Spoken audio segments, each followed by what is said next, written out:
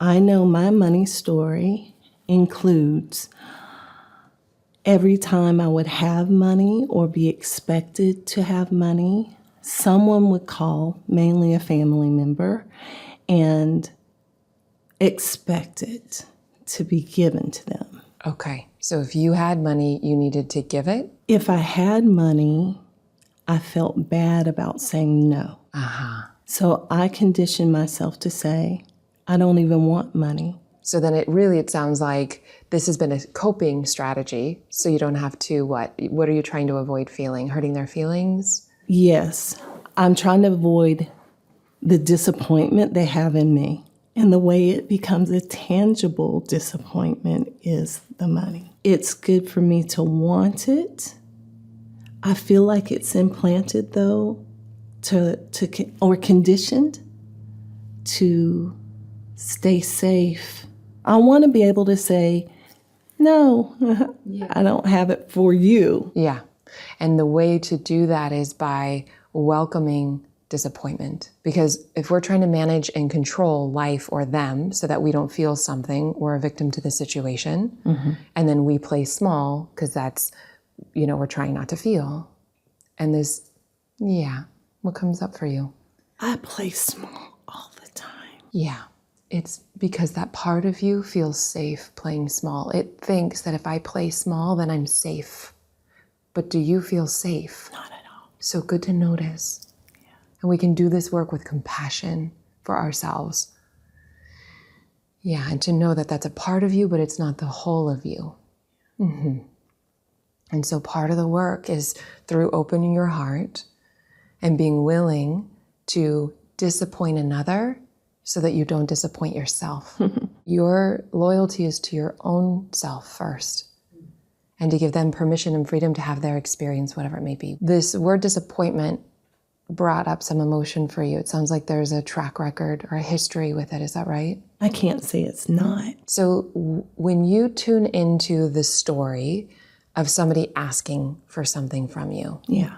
and you not wanting to give it, Yeah. where do you track in your body that feeling of not wanting to disappoint them is, if any of it's here now? It's here in my relationship with my mom.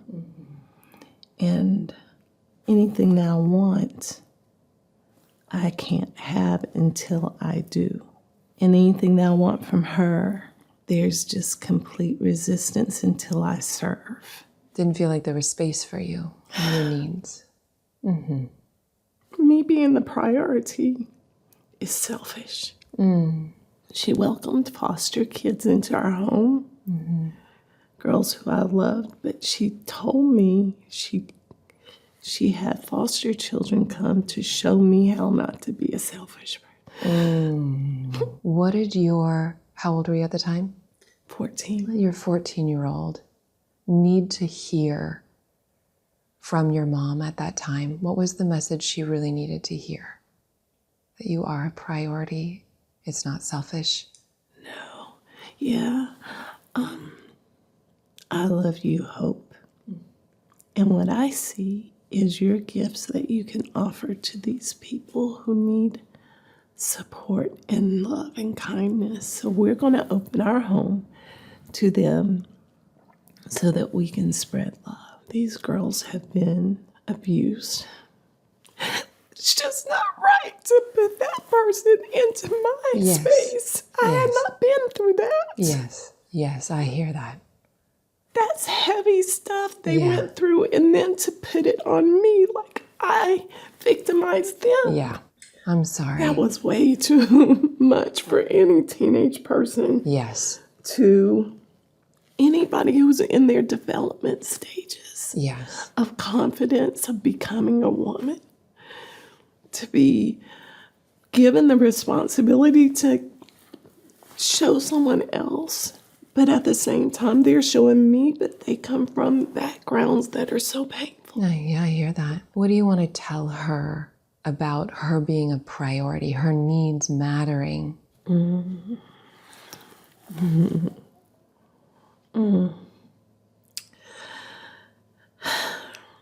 I want to tell her how much I want to apologize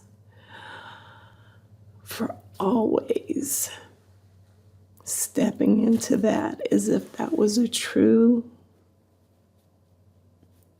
like I deserved it. I'm so sorry that I allowed that to play in my mind with everything that I do. I see that you even chose mates or didn't, because you created this totem pole. I created a totem pole of where I would fall if I met a mate and I was always on the bottom. Yeah. Well, let's shift that right now. I'm not on the bottom anymore. Yeah. But even just to welcome the misunderstanding that it was because there's so much compassion in you putting yourself at the bottom, thinking that that was not only conditioned through what your environment was telling you, and you were also learning that it's selfish to put your needs first. Yeah. And so we see that compassionately now. That's what you learned, and that was what was modeled. Yeah. And we're taking your power back to say that that was a misunderstanding and your needs matter to me. And putting yourself first is not selfish. It's what helps you sustain and be able to give from a place of wholeness. Yeah. So what are the exact words she needs to hear to feel that knowing and truth? Hope. You are so important. You're stronger than I ever gave you credit for. I could see, or at least I thought, you could handle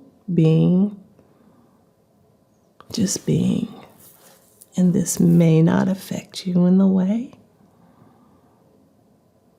but I know that it has. And I'm here to hold you now and to allow you to grow and shine and be, and to give this gift that I always saw you have to anyone who needs you. But you get to be first. You get to receive. You get to enjoy a beautiful life without feeling guilt that my needs are selfish. Yes. The truth is, I am just as important and valuable as everyone else. That's right. Everyone and anyone. That's right. I didn't have to be. This is crazy. It's so painful. The comparison. Why am I even being compared to other people? Yeah. Why can't I just be me? Yeah. I forgive myself for buying into the misunderstanding that I can't just be me. The truth is, You're learning to honor your truth and speak it without guilt. You're learning. And for now, it's like I forgive myself for buying into the misunderstanding that I wasn't a priority, or it was not okay to make myself a priority. Not okay to make myself a priority. The truth is, I can be a priority. We're all priorities at the same time. Yeah. We're all. It's important that you prioritize your needs first. And you're learning that now. I'm learning that now. Yeah. And you're learning that with money now. Yeah.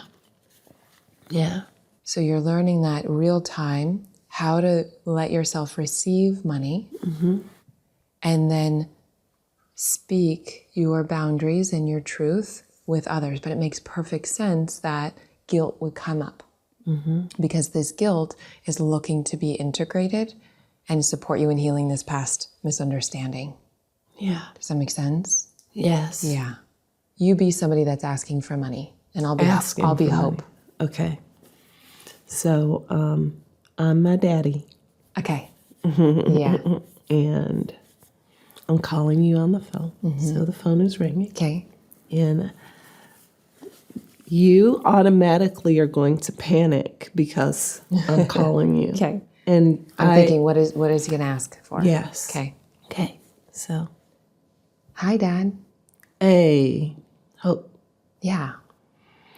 look here. I need something.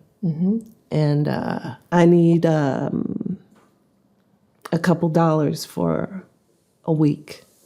And I'll pay you back. Thank you for letting me know what you need. I appreciate how clear you are. I'm not able to lend that to you this time. Look. I haven't even told you how much money I need. I know. I hear you. It doesn't feel right for me right now. I need to pay this light bill. And I can give it back to you tomorrow. I really appreciate how much you've planned this out. That means a lot to me. Thank you. And no, I love you. Now look. And then you just keep meeting it with acceptance. Yeah.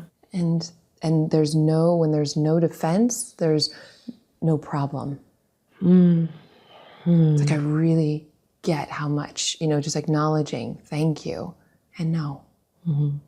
There's no battle there. Your heart's open, the love is there, and the boundary's clear.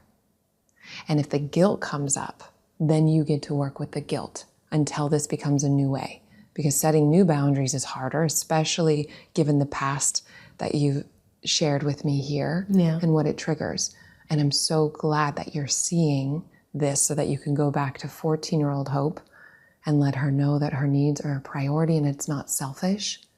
And then she can work with the guilt and then live differently now. He shouldn't be this way. He shouldn't be asking. Then you start hurting and you start getting into an argument. Right. But the moment you keep your heart open and you know that you have your power and that you can welcome guilt, the guilt will move through. And then you're no longer caught in the same dynamic.